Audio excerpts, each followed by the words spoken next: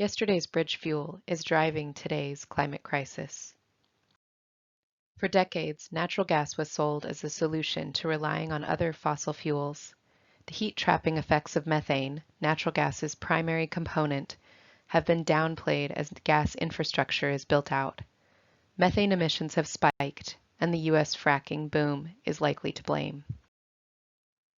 The methane molecule, compared to a carbon dioxide molecule, over about a 20-year period is 86 times more potent as a greenhouse gas.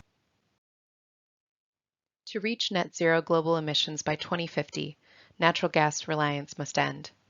Developing a personal link to the problem is important, as the threat proximity is low.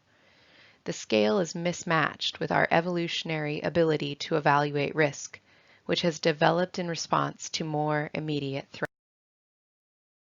There's this misconception that so-called natural gas is a bridge fuel, that it's cleaner than burning coal to produce heat and power.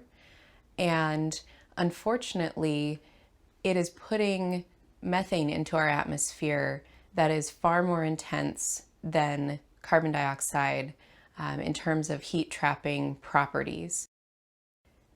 In reality, it's like knowingly bringing a bomb into your house.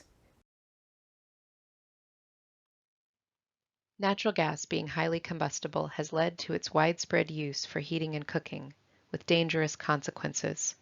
Across the 3 million mile network of U.S. pipeline infrastructure, a pipeline catches fire or explodes on average every 4 days. It's clear gas is not a safe energy source. The methane molecules that are fracked gas, they leak. They leak at every point from extraction to transport to use.